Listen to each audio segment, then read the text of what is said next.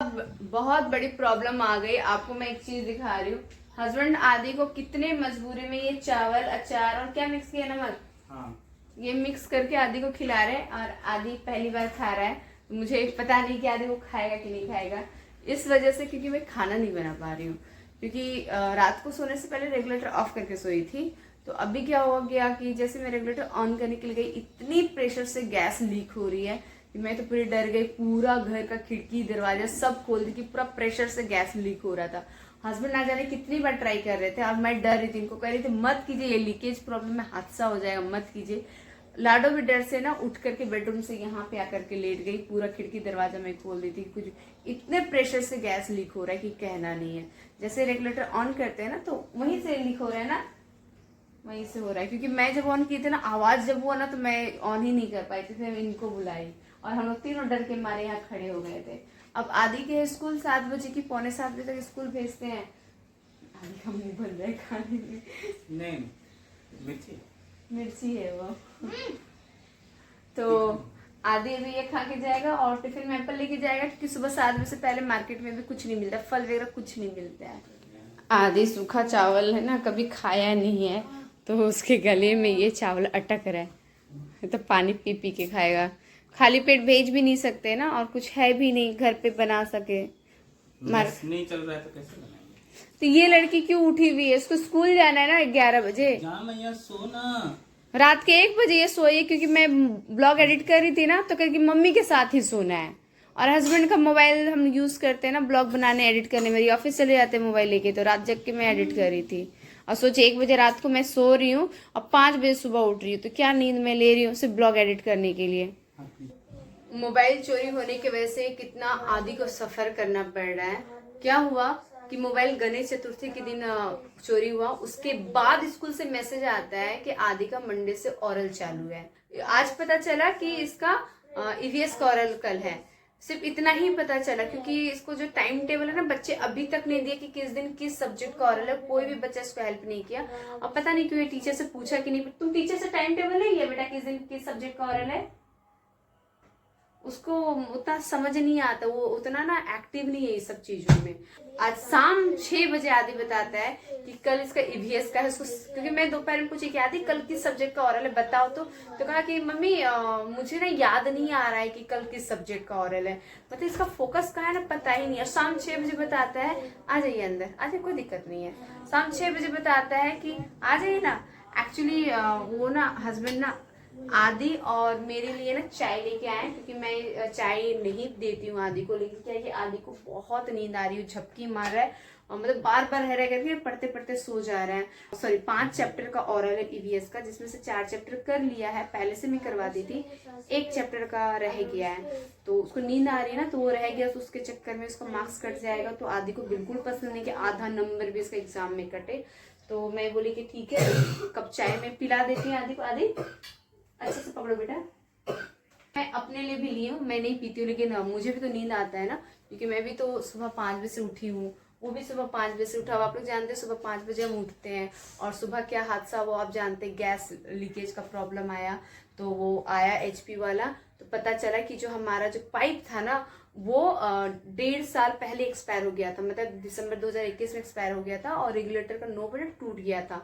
तो इस तरह से टूटा था ना कि वो बोला ना, शुक्र मनाइए कि घर में अभी तक आग नहीं लगी, वरना ये बहुत ज्यादा रिस्क लेके चल रहा था। 100% रिस्क था, कुछ भी हो सकता था। तो उसने रेगुलेटर चेंज किया, पाइप चेंज किया। एक काम करो, थोड़ा सा चाय पी लो, थोड़ा सा नींद फट जाएगा तो अच्छा है, तो फिर याद कर लेना बेटा। ऐसे झपकी मार मार के पढ़ोगे तो कुछ फायदा नहीं है। हम तुमको सिर्फ इसलिए दे रहे कि तुम्हारा नींद टूटे। इसका थोड़ा भी नंबर कम होता है ना, आपको याद है एक ब्लॉग में सिर्फ क्या था, 20 नंबर का मैथ्स था, तो 20 में से 19.5 नंबर आया था, आधा नंबर कट गया था। तो कितना घर आकर के रोया था, स्कूल में भी रोया था। सोचिए ना, 20 में 19.5 आने पर लड़का रोया था। 1:10 हो रहे हैं, 27 सितंबर है ये देखिए, और आदि पढ़ाई कर रहा है। और ऑलमोस्ट इसका हो चुका है, 1:10 हो रहा है। आई थिंक कंप्लीट करते करते 1:30 बज जाएगा रात का। तो इतना डेडिकेशन होता है कि मुझे पढ़ना है, नंबर कहीं से कटने नहीं चाहिए। और ये रट्टा मार के कभी नहीं पढ़ता, रट्टा मार वाला बच्चा ये है ही नहीं।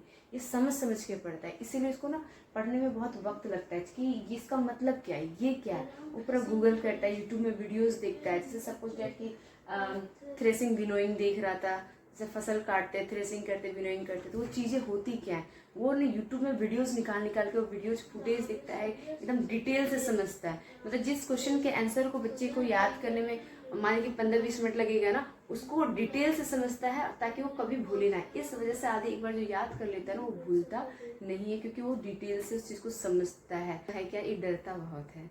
तो अभी मैं ना कुछ देर के लिए वॉशरूम गई थी, तो पूरा डर के मारे कांप रहा था। देखिए 4 से लेके 12:59 तक भगवान का टाइम रहता है और 1 से लेके 4 तक भूतों का टाइम रहता है, तो उस समय मेरे को हालत टाइट होती है।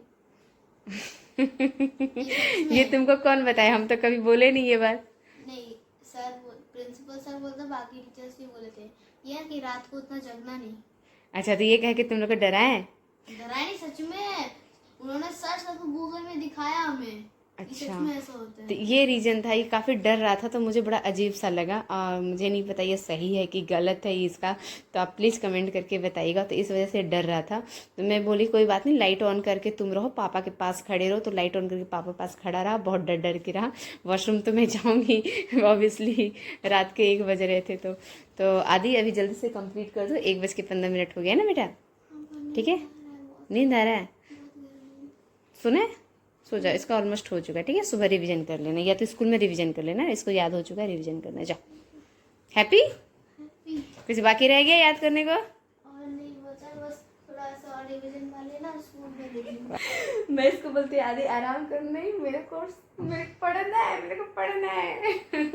चलो सोते हैं ना, भगवान जाने 5 बजे कैसे उठेंगे, क्योंकि हम दोनों सुबह 5 बजे के उठे हुए इंसान हैं, फिर से उठना है। तो करते हैं लाइट ऑफ, फिर सुबह ब्लॉग कंटिन्यू करते हैं। मैं जा रहा हूँ। भाग गया लाइट ऑफ करने से पहले। आदि का टिफिन पैक कर रही हूँ, खाने में है आलू टमाटर की सब्जी। आदि आजकल 1 रोटी ही लेके जाने लग गया है, 2 रोटी लेके नहीं जाते, कहते मम्मी मैं जल्दी जल्दी खा नहीं पाता हूँ ना, तो सिर्फ 1 रोटी। मेरे पेट में ना अजीब सा फीलिंग हो रहा है। तुम रात को बहुत लेट से सोया ना, इसीलिए तुमको अजीब सा फीलिंग हो रहा है। वो होता है लेट नाइट जब तक जगने से ना ऐसा फीलिंग होता है। ये टिफिन ले लो, बैग में डालो, ठीक है?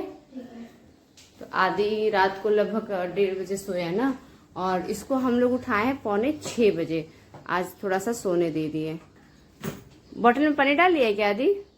हाँ कर लिया। अच्छा, नंबर दे देना, टीचर को व्हाट्सएप ग्रुप में ऐड कर देगी। व्हाट्सएप ग्रुप में मेरा नया नंबर ऐड नहीं है ना, तो कुछ भी स्कूल के तरफ से मैसेज का कुछ पता नहीं चल रहा है, और इसके स्कूल के ऐप में ना प्रॉब्लम चल रहा है, इसीलिए हमें पता ही नहीं चला ना कि इसका ऑरल स्टार्ट हो गया है। क्योंकि जब मोबाइल चोरी हुआ ना, उसके बाद स्कूल की तरफ से इन्फॉर्मेशन आया है कि ओरल टेस्ट है, और पहले से बताया भी गया होगा स्कूल में, तो इसको ना थोड़ा उतना ध्यान नहीं रहता है, चीजें उसको याद नहीं रहती है। बस वो पढ़ाई में ठीक है, बाद बाकी में उसको उतना समझ नहीं आता है। बैग तो ऐसे ही भारी होता है, इसका बैग बहुत भारी होता है।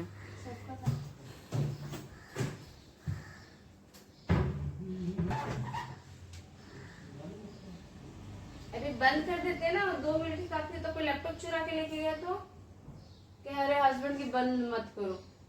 एक बार ऐसे ना गणेश चतुर्थी में मोबाइल चोरी हुआ, मैं भी घर पे थी, हस्बैंड भी घर पे थे, दोनों बच्चे घर पे थे। नहीं क्या था, हस्बैंड किचन में थे, मैं बेडरूम में थी, और दोनों बच्चे पता नहीं किधर थे।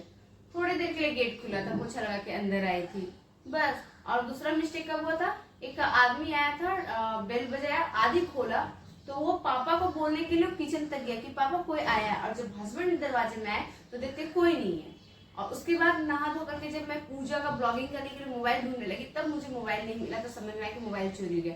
तो 2 जगह हमें समझ में आता है, पोछा लगे जब अंदर आई तभी कोई चोरी किया होगा, या तो डिलीवरी बॉय जो नॉक किया, लेकिन जब हस्बैंड आए कि कौन दरवाजे में, तो वो था ही नहीं, तो वो भी चोरी कर सकता है। तो ना वो पुलिस ने रिपोर्ट लिखा है, ना सीसीटीवी कैमरा में देखे कि कौन आ रहा है जा रहा है, क्योंकि यहाँ पे बाहर बहुत अंधेरा रहता है, तो पता नहीं चलता है, कुछ भी चीजें समझ में नहीं आती है।